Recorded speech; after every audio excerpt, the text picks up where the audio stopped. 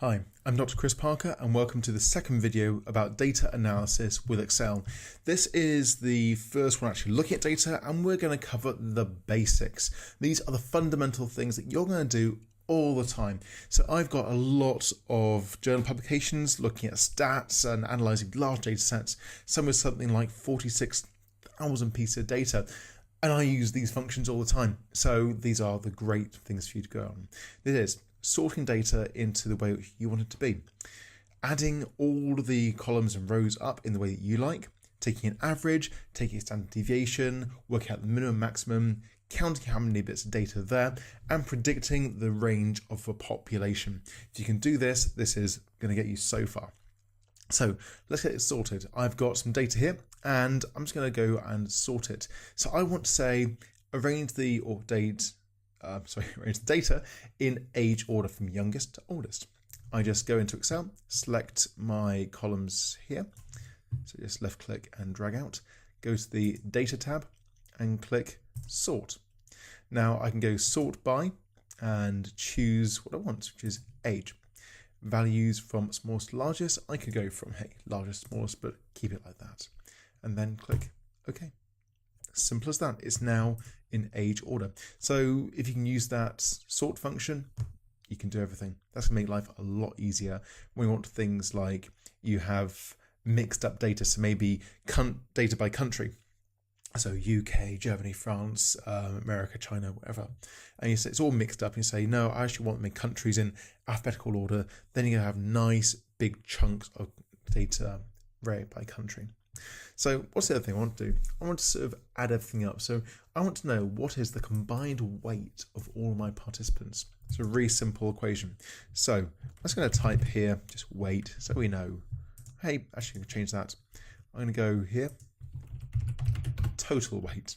So equals sum, S-U-M, and open brackets, go to weight, and drag out the whole column, and then finish with a close bracket. What this does, equals sum, it adds up everything in that column. So adds up. There we are. So we have 1,273.19 kilograms of people in our data set. I'm not sure why you'd want to know how much everyone weighs, but you might. Anyhow, next thing I'm going to do is something which is going to be a bit easier, about the same amount of difficulty, but related, which is number of people. So how many bits of data do we have? This is the count function. So equals count, open bracket. And then again, let's just go for weight, pull down and press return. Now, I know there's 20 bits of data because on the first column on the left, it says 20 as the largest ID and 1 as the lowest, but you probably don't have that luxury. So count 20. So I know there's 20 people and the total amount of weight is 1,273. So using some really basic maths, I can say average weight.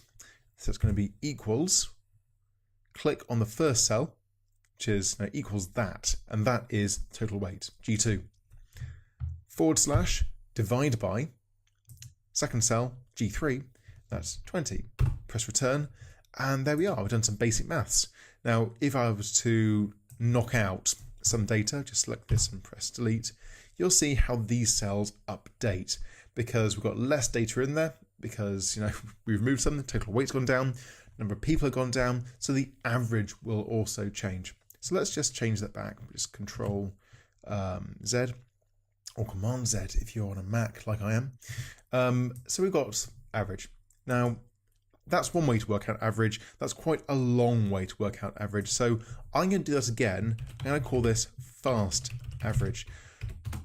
It's one formula you can put in to give you an average. So that is equals average, open bracket, and then just select all your data again. We're going for the average weight, close bracket, and there we are.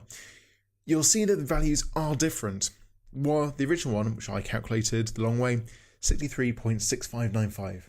My new one, using the equation, gave me 63.66. Now, Does this mean that my formula gave me a different answer? No, actually it does not. What it means is the cells are formatted slightly differently. And I'll show you how to do that now. Let's just select both those two cells, right click and choose Format Cells.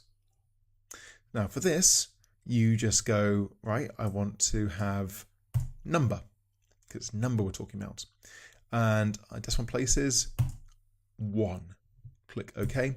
And you'll see that they're both giving the same number because previously the cells were formatted to different number of decimal places, but now the same is rounding up or rounding down in the same way. So really simple. So that's average. What is next? Standard deviation. Standard deviation is really important. When you're working out data, you've got a normal curve. So your data exists, like a bell curve. 66%-ish of people will live within 1 plus or minus 1 standard deviation. So if you've got a very big standard deviation, you've got a very large spread of data. And if you give the average, it doesn't mean very much.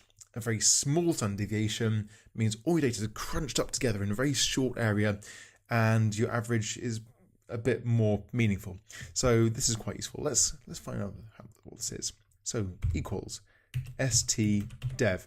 Now I've got a video on the two different kinds of StDEV, which is population and sample. I'm going to link to that description below. It's well worth spending time getting to grips with it because it's so useful.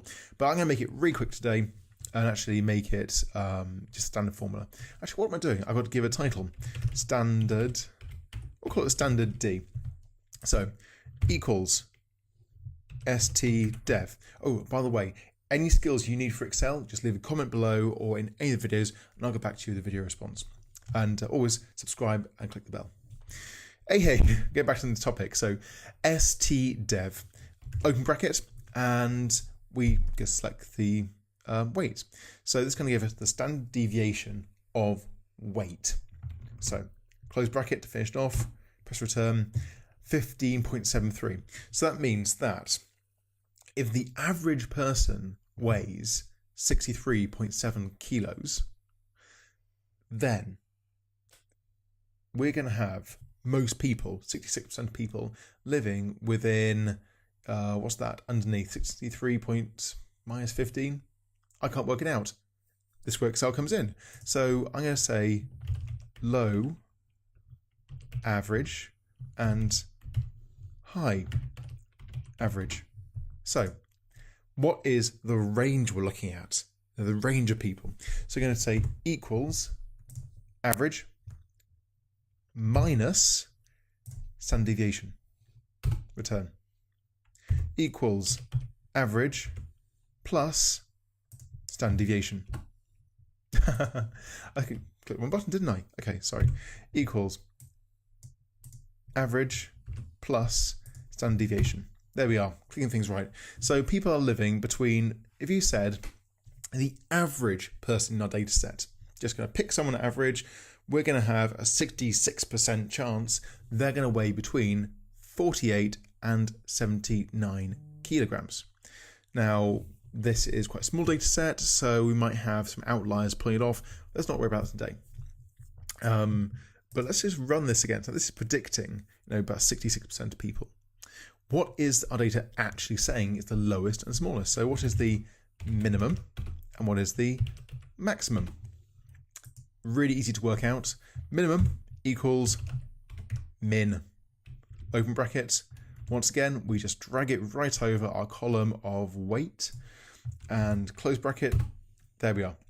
And we can say max, sorry, equals max. Always start your formulas with an equal sign. It's very important.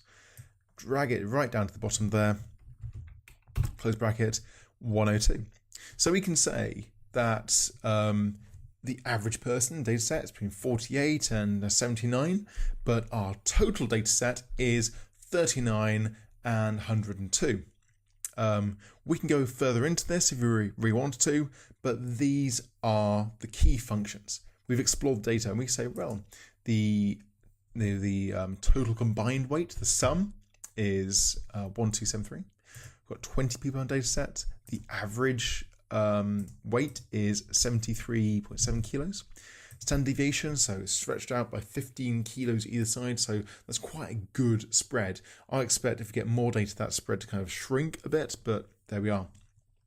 The average person in our data set is between 48 and 79, using just adding or subtracting the standard deviation from the average.